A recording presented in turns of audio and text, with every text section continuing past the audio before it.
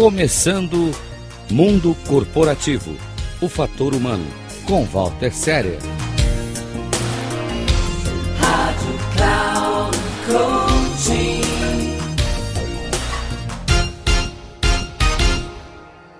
Olá, queridos ouvintes, sou Walter Serer e estou com vocês mais uma vez. Como alguns já sabem, sou administrador de empresas com vários cursos de especialização no Brasil e no exterior. Em cerca de 40 anos de vida executiva, atuei como CFO e CEO de grandes organizações. E agora, no presente, atuo como coach mentor de executivos. O meu grande diferencial nessa atividade é a extensa vivência no mundo corporativo, aliada à sólida formação, complementada por estudos comportamentais no universo dos negócios. Já disse aqui também em conversas passadas que o objetivo de nossas conversas será o de navegar pelo universo humano das organizações, trazendo temas que auxiliem pessoas a conviver e sobreviver e também crescer no universo corporativo.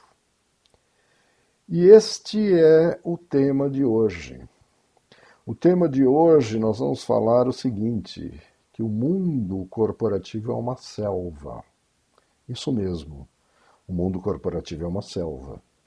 E eu digo isso não no sentido pejorativo ou como críticas à forma como as organizações atuam no mundo capitalista, que é cada vez mais globalizado.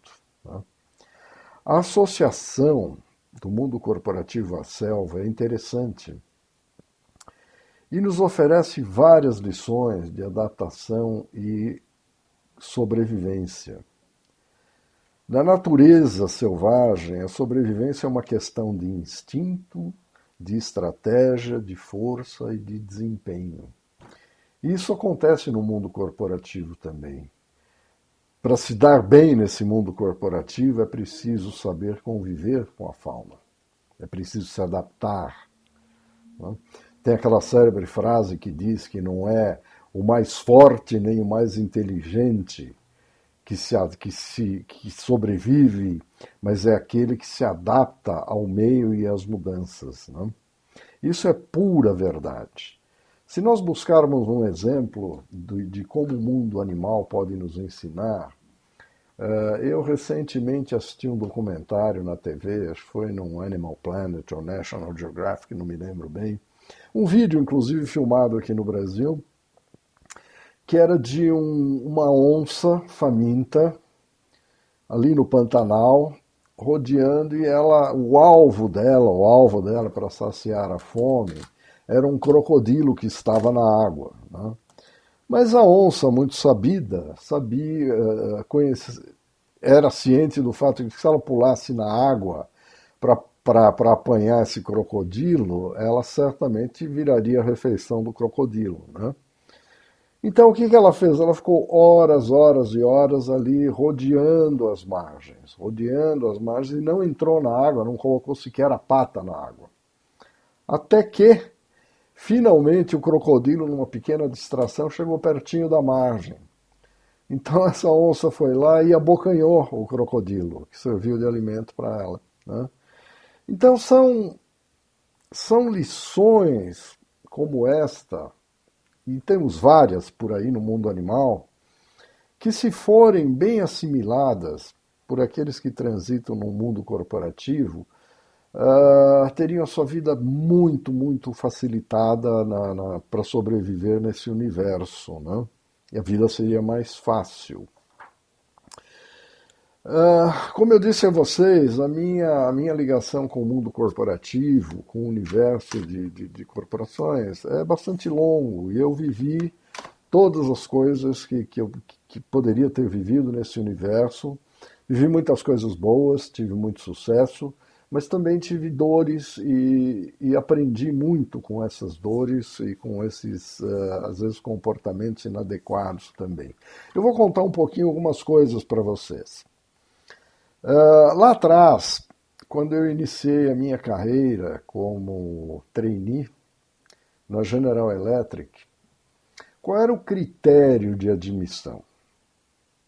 E qual era o critério que estava à frente de todos na base para promoções dentro da empresa? Bom, primeiro, o critério maior, pasmem, hoje isso não existe mais, mas o critério maior era o quociente de inteligência, que era medido através de alguns testes padrão, né? Então, pessoas que tinham QI, a admissão como trainee era restrita a estudantes de último ano de excelentes escolas e que tinham um QI elevado, 120, 130 e daí para mais, né? E o RH, os recursos humanos das empresas, na época, tinha um registro apurado de todos os candidatos e isso era um critério utilizado para o desenvolvimento de carreira e para encaminhar os profissionais para treinamento externo, inclusive no exterior, né? Essa era a norma de quase todas as empresas. As empresas agiam assim. Então, os critérios eram classe social, as escolas frequentou, normalmente escolas de elite, e quociente de inteligência. O que a gente pode dizer disso? O que a gente pode dizer disso é o seguinte, que muitas empresas estavam repletas de gênios, né? Só que muitos desses gênios eram verdadeiros idiotas na arte de se relacionar com pessoas. Isso causava problemas enormes, porque tínhamos pessoas extremamente competentes, com alto grau de competência, de inteligência, mas que eram verdadeiros elefantes em loja de cristal. Não tinham a menor noção do que era um relacionamento saudável dentro de um ambiente corporativo, como era se relacionar com pessoas, né?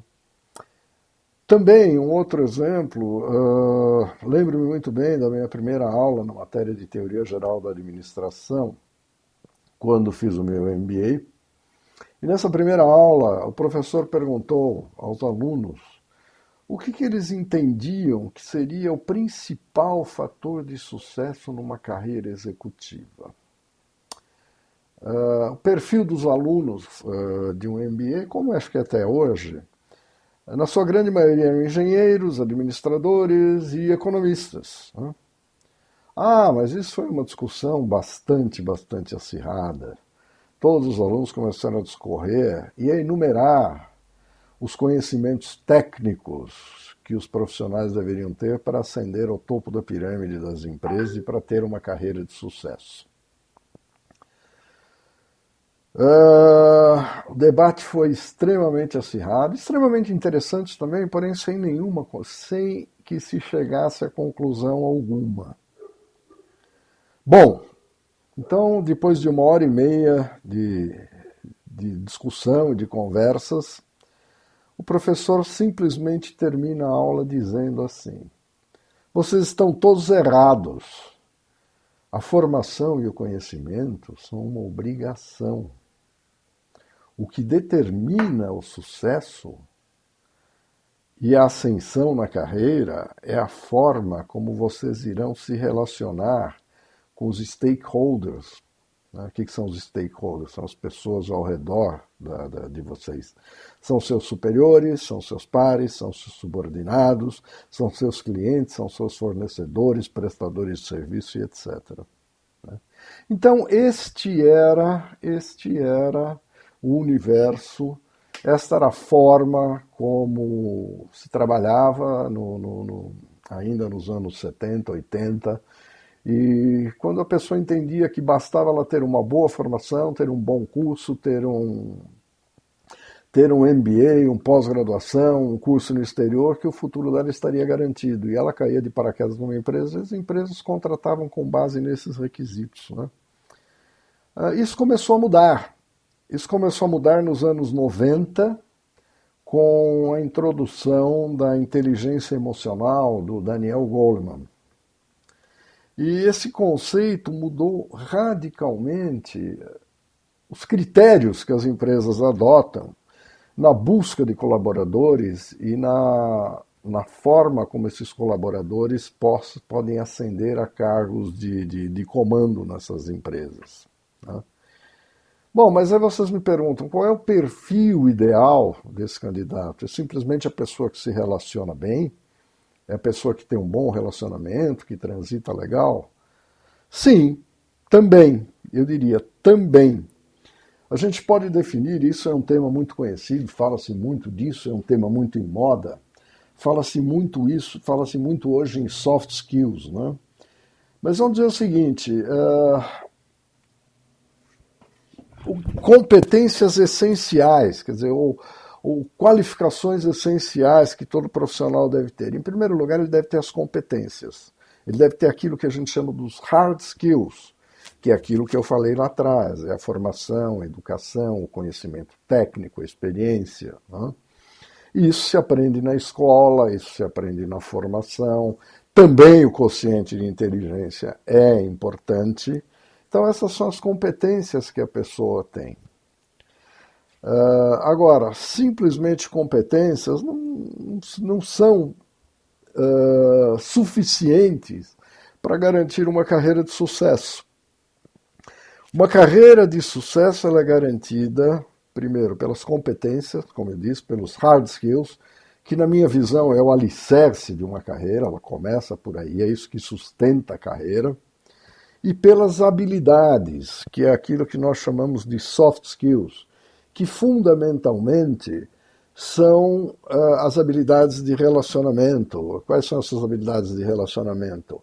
É a comunicação, a arte de negociar, é a empatia, é a disposição para ensinar, para aprender, e outras mais. Em eventos subsequentes nós falaremos sobre algumas delas que são bastante interessantes e o tema é bastante vasto. Né? Então, essa junção de competências que são basicamente o alicerce de uma carreira, com os soft skills, que são as habilidades, é que fazem com que o profissional possa progredir e possa desempenhar bem as suas funções.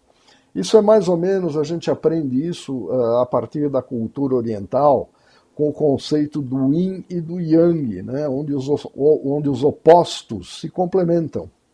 E aqui também, aqui a competência ela é complementada pela habilidade de relacionamento com pessoas. Né?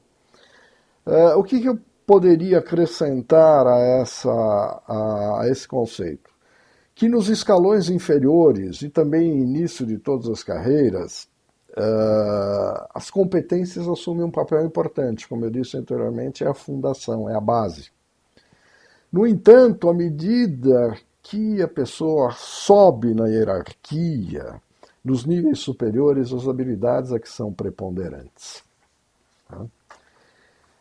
E um dado bastante interessante quando nós falamos sobre o tema hard skill, soft skill, como isso funciona, como isso ajuda o profissional, a professora Betânia Tanuri fez uma pesquisa bastante vasta com executivos, aquilo que nós chamamos de C-level, para saber como é que os nossos executivos brasileiros, eles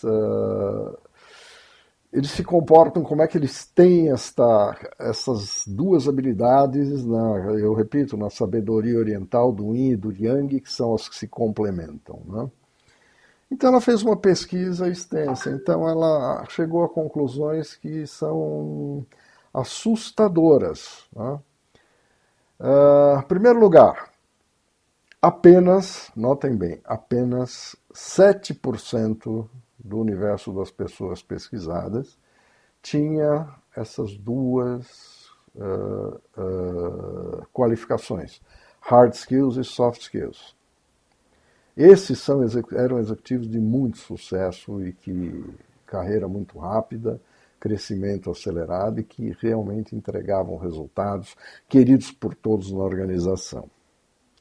Aí nós tínhamos aqueles que tinham apenas a competência, apenas o hard skill, apenas a boa formação, a boa faculdade, a experiência, Esses eram 68%. Então, esses eram aqueles caras que tiveram uma carreira brilhante, por exemplo, como diretor industrial, como diretor de marketing, como diretor financeiro, isso, aquilo outro, onde a competência era muito importante. De repente foram promovidos a uma posição de presidente, de CEO, de sei lá o quê, mas agiam como as pessoas que não tinham visão de todo, não se relacionavam, criadores de conflito, o que colocava a carreira deles sempre em risco, né? E vocês vão me falar, puxa vida, 7% mais 68%, não dá os 100%, né? Bom, aí tem alguns ali que tinham apenas soft skills, né, que era mais ou menos 15%. Aqueles que têm apenas o soft skill, aquele apenas que se relaciona muito bem, é mais ou menos, a gente pode comparar com a vaca que subiu no telhado, né? A vaca que subiu no telhado é mais ou menos assim, ninguém sabe como ela chegou lá, mas todo mundo tem certeza que um dia ela vai cair, e cai. Tá? Ou seja, aquela pessoa que simplesmente subiu, cresceu na organização à base da boa conversa, à base do bom relacionamento, na base de estabelecer conexões importantes e alicerce sua carreira, mas não tem base, não tem fundamento, não tem o alicerce, como eu disse lá atrás.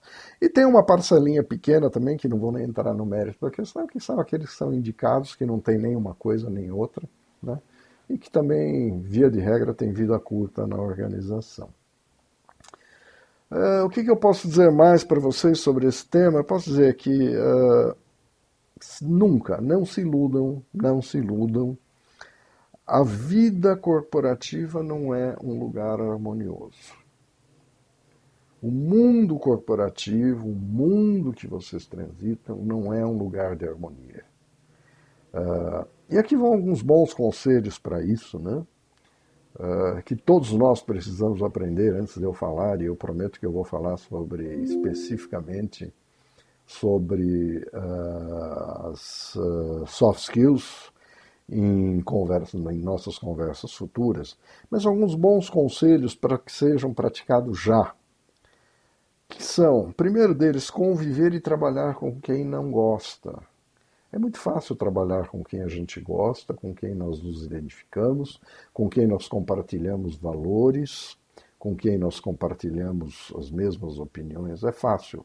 O difícil é trabalhar com quem a gente não gosta. Cultivar bons relacionamentos é uma lição sempre importante, não só no trabalho, como também para a vida, né?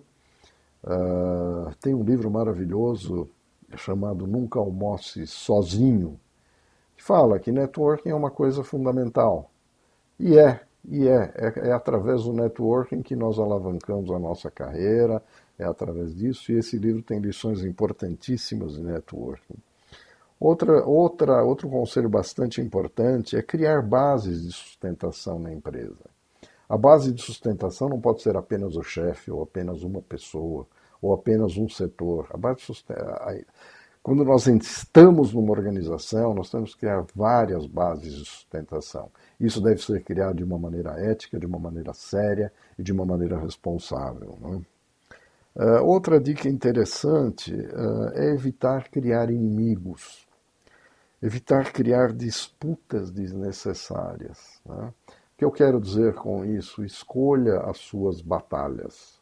Não entre em todas as batalhas. Escolha aquelas que realmente vale a pena lutar e que vocês terão um ganho com essas batalhas. Outra dica interessante, e isso a gente vai conversar também, isso vai ser tema de uma outra conversa, é desenvolver e praticar o senso de time, né? Ninguém faz nada sozinho, é impossível fazer as coisas sozinho. Então é ter o espírito de time, ter a humildade para aprender, ter a sabedoria para ensinar e ter esse espírito de time. Se nós fizermos uma relação com o futebol, a gente já viu aí grandes esquadrões constituídos por craques renomados que não chegaram a lugar nenhum, né? Não chegaram a lugar nenhum exatamente porque era uma fogueira de vaidades e nenhum desses jogadores famosos e habilidosos conseguiam jogar para o time, jogavam para eles, né? Então, para terminar, eu só vou dizer o seguinte: e você? Como vai a sua carreira? Você já se sentiu excluído alguma vez em processos de promoção? E finalmente, você já avaliou como andam suas soft skills? Se você quiser saber mais sobre esse tema e temas correlatos e quiser conhecer o meu trabalho, visite o meu site, walterferrer.com.br, ou pelo WhatsApp através do número 55 11 99477 0553. Terei enorme prazer em atendê-lo. Até a próxima.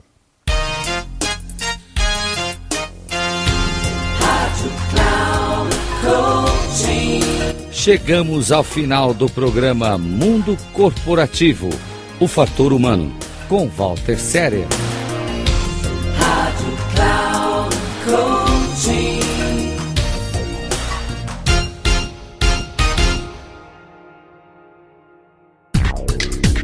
Se ligue! Mundo Corporativo, o Fator Humano, com Walter Ferrer. Sempre às terças-feiras, às 14 horas, com reprises às quartas, às 17 horas e na quinta, às 9 da manhã, aqui na Rádio Cloud Coaching. Acesse o nosso site radio.cloudcoaching.com.br e baixe nosso aplicativo na Google Store.